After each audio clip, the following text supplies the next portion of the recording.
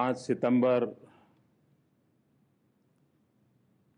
भारत के भूतपूर्व राष्ट्रपति डॉक्टर राधाकृष्णन जी का जन्मदिन शिक्षक दिवस के रूप में मनाया जाता है।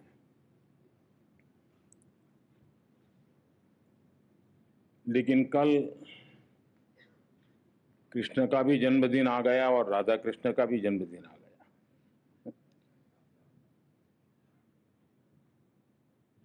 और इसके कारण विद्यार्थियों से मिलने का मुझे आज मौका मिला है।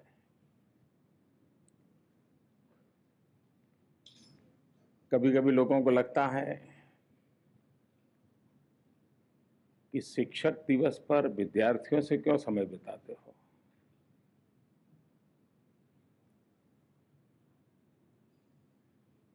और मेरा अनुभव है कि शिक्षक की पहचान विद्यार्थी होता है। विद्यार्थी अपने कर्तृत्व से, अपने पराक्रम से अपने गुरुजन का नाम रोशन करता है और शायद ही दुनिया में कोई ऐसा व्यक्ति होगा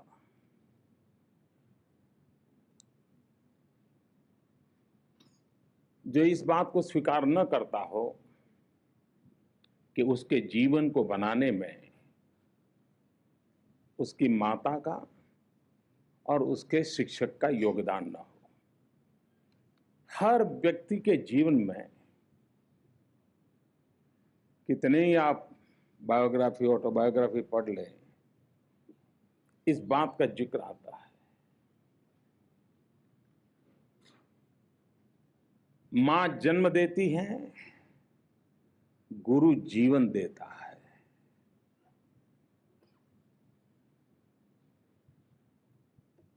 एक जीवन जीने की सेंस देता है। और हम लोगों के मन पर भी शिक्षक का इतना प्रभाव होता है।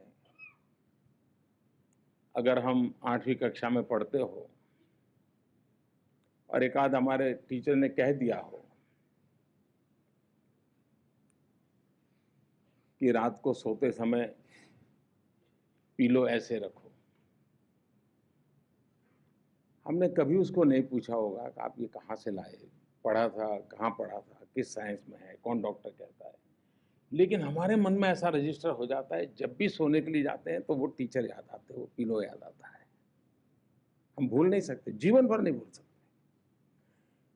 हर व्यक्ति के जीवन में, अपने बचपन में अपने टीचर ने कही हुई कोई न कोई ऐसी बात होगी जो हमारे जीवन का हिस्सा बन गई होगी। लेकिन करीब करीब हम सब लोग ऐसे होंगे कि टीचर ने हमें जो कठिन बात बताई होगी वो हम सब बिना भूले भूल गए होंगे।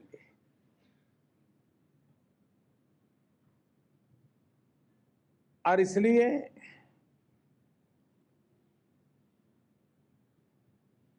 विद्यार्थी के जीवन में शिक्षक का महात्म्य क्या है और शिक्षक के जीवन में विद्यार्थी का महत्व क्या है, ये जब तक आपसी समझदारी विकसित नहीं होती है तब तक एक गैप बना रहता है।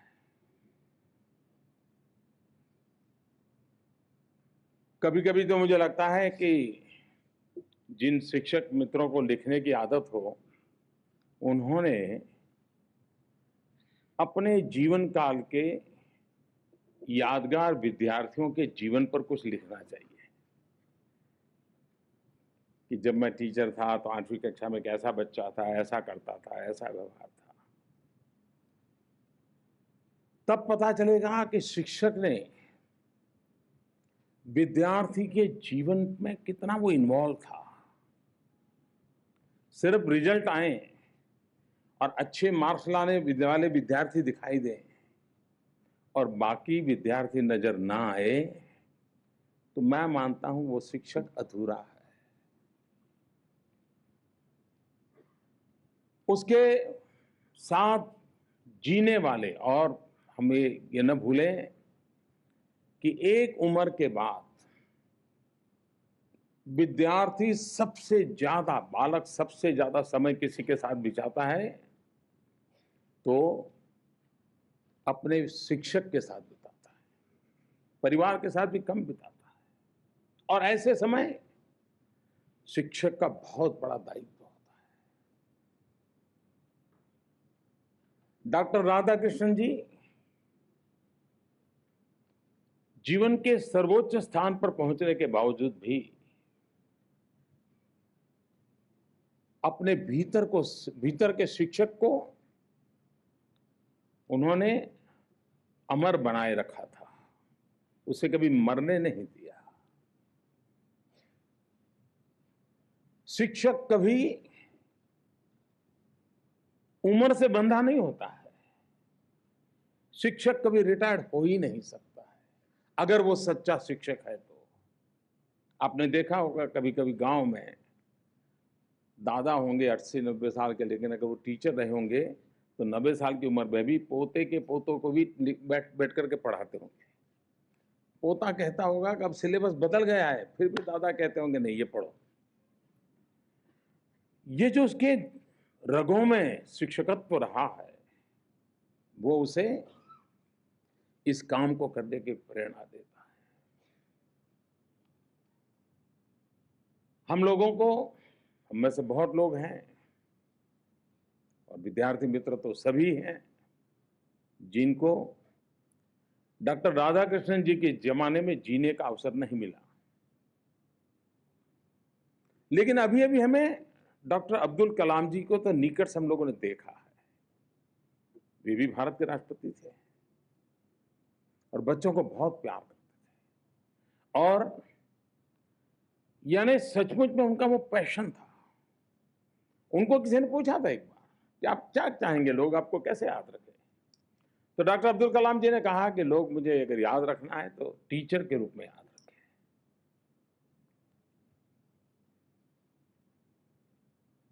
मेरे लिए अब ये उनके सिर्फ शब्द नहीं थे, राष्ट्रपति पद से मुक्त होने के दूसरे ही दिन वे चेन्नई चले गए और चेन्नई में जाकर के क्लासरूम में बच्चों को पढ़ाना शुरू कर दिया। और जीवन के अंतकाल में भी विद्यार्थियों के साथ अपने विचारों का विमर्श करते करते ही उन्होंने अपना देह छोड़ दिया। यानी ये भीतर शिक्षक के प्रति अपने आप में संजोया हुआ समर्पण भाव कितना उत्तम होगा कि जिसके कारण वे एक पल भी जीवन में विद्यार्थी से अलग नहीं हो पाए, विद्या के मार्ग से अलग नहीं हो पाए, और हर पल नई प्रतिभाओं को खोजते रहे। हमारे देश में इस बात को हमें स्वीकार करना होगा, और दुनिया के हर देश में भी शिक्षक दिवस सिर्फ हमारे यहाँ मनाया जाता है ऐसा नहीं, दुनिया के कई देशों में मनाया जाता है। अलग अलग इंस्पिरेशन होते हैं लेकिन मनाया जाता है। और उसका कारण ये है कि ये जो व्यवस्था है, ये व्यवस्था निरंतर प्राणवान बनी रहनी चाहिए। विद्यार्थी का शिक्षक के प्रति आदर, शिक्षक का शिक्षा के प्रति समर्पण, और विद्यार्थी और शिक्षक के बीच में एक अपनत्व का भाव, यही एक जोड़ी होती है जो न सिर्फ ज्ञान परोसती है लेकिन जीवन जीने की कला भी सिखाती है और सपने संजोने की आदत भी बनाती है। और इसलिए हम लोगों का प्रयास रहना चाहिए, और ये जरूरी नहीं है कि बड़े बड़े लोग ही उत्तम शिक्षक होते हैं, ऐसा नहीं होता है। मुझे कभी एक बार किसी ने अनुभव बताया था, एक आंगनवाड़ी में काम करने वाली महिला आंगनबाड़ी की वर्कर। वो खुद 5वीं कक्षा तक पढ़ी होगी, ज़्यादा पढ़ी नहीं होगी, 5वीं 7वीं कक्षा में। और आंगनबाड़ी में वो गरीब परिवार के बच्चे आंगनबाड़ी में आते हैं, उनको 2 घंटे 3 घंटे गीत करना, खिलाना, खेलना, ऐसा ही छोटे मोटे कार्यक्रम रहते हैं आंगनबाड़ी में। लेकिन इस महिला में, आंगनबाड़ी वर्कर में, उन बच्चों के प्रति इतना लगाव था। गरीब होने के बाद उसने काम शुरू किया। देखिए संस्कार कैसे करता है टीचर। अपनी जो साड़ी थी, अब गरीब परिवार में साड़ी पुरानी हो तो उसको जितना लंबा खींच सके खींचते हैं, और बाद में सोचते हैं कि जब बर्तन बेचने वाला आएगा तो साड़ी के बदले में कुछ बर्तन खरीदेंगे, कोई न कोई चीज खरीदने का प्रयास करते। ये आंगनबाड़ी वर्कर जो कि गरीब थी, उसने क्या किया, अपनी जो पुरानी साड़ी थी उसके छोटे छोटे टुकड़े करके हाथ से उसकी बॉर्डर को ठीक करके उसका छोटा छोटा हैंडकरचिप बनाया। बाजार से वो अपने जेब के पैसों से सेफ्टी पिन ले आई, और उसके आंगनबाड़ी में जो 20-22 बच्चे आते थे, जब वो स्कूल आते थे तो उनके पास यहाँ पिन लगा करके वो हैंडकरचिप लगा देती थी, और बच्चों को समझाती थी कैसे हाथ पहुँचना, कैसे नाक पहुँचना, हैंडकरचिप का कैसे उपयोग करना, और रेगुलर सिखाती थी। और बच्चे जब वापस जाते थे तो फिर वो निकाल देती थी और घर ले जाकर के धो करके दूसरे दिन ले आती थी। आप मुझे बताइए कि एक टीचर ने उन बच्चों को जीवन को कितना बड़ा संस्कार किया होगा। यानी ये जब इन्वॉल्वमेंट होता है, ये जब विद्यार्थी के प्रति भी शिक्षक का भक्ति भाव होता है, तब जाकर के सहज रूप से प्रवृत्ति बनती है, और उस प्रवृत्ति से हम जिस प्रकार का जीवन चाहते जीवन बनता है। जैसा एक कुम्हार मिट्टी का लौंदा लेकर के उसको संभालता भी है और शेप भी देता रहता है, एक हाथ से संभालता है, दूसरे हाथ से शेप देता है, टीचर भी एक एक बालक के जीवन को संभालता है। आज शिक्षक दिवस पर विद्यार्थी के मन में भी शिक्षक के प्रति वो भाव आवश्यक है, और शिक्षक के लिए भी ये और व्यवसाय जैसा व्यवसाय नहीं है, ये उससे कुछ +1 है। एक डॉक्टर ऑपरेशन करके अगर किसी की जिंदगी बना दे, बचा ले, कठिन से कठिन ऑपरेशन करके, तो देश भर के अखबारों में उसकी स्टोरी छपती है। लेकिन एक टीचर ऐसे जीवन काल में 100 डॉक्टर बना दे तो उस टीचर के तरफ ध्यान नहीं जाता है। आज का समय उन तपस्याओं का स्मरण करने का समय है कि अगर हमें अच्छे डॉक्टर मिले होंगे, अच्छे इंजीनियर मिले होंगे, अच्छे साइंटिस्ट मिले होंगे, तो उसके पीछे कोई न कोई शिक्षक होगा जिसने उसे बनाया होगा और जो देश को बनाने में लगा होगा। और इसलिए हम सबके लिए, हमारे शिक्षकों के प्रति, और एक जमाना था जब मैं छोटा था, गांव में शिक्षक तो इतना आदर का केंद्र रहता था।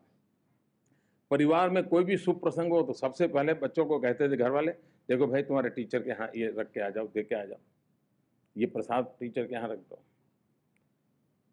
यानी एक इस प्रकार का पूरे गांव का एक सम्मानजनक व्यवस्था।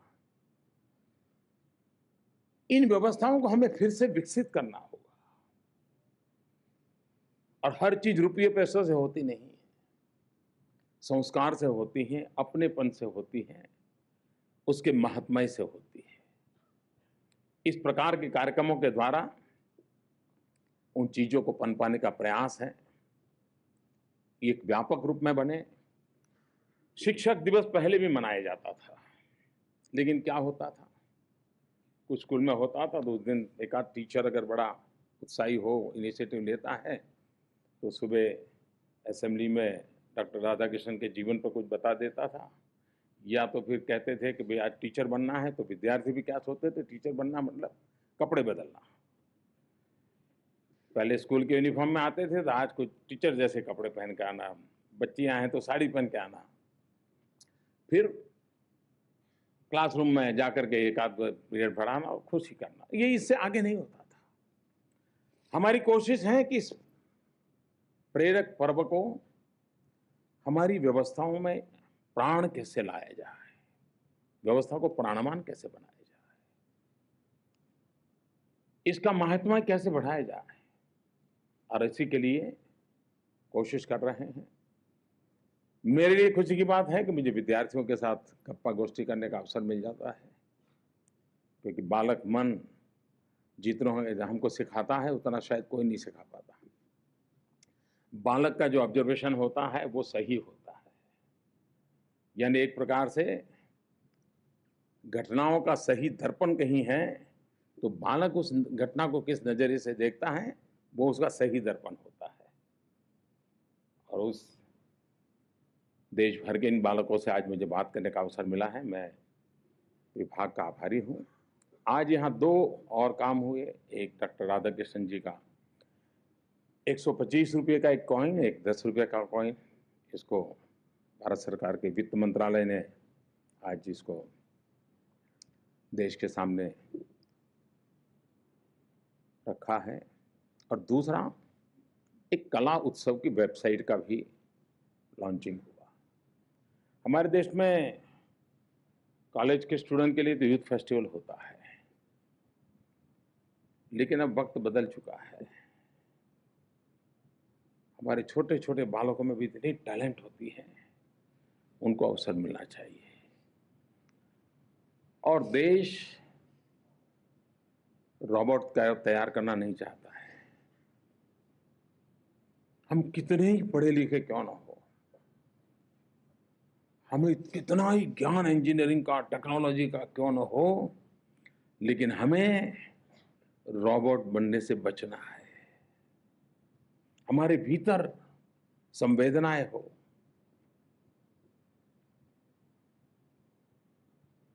और ये कला साधना से आती है, कला के साक्षात्कार से आती है, कला के साथ सहजता से आती है।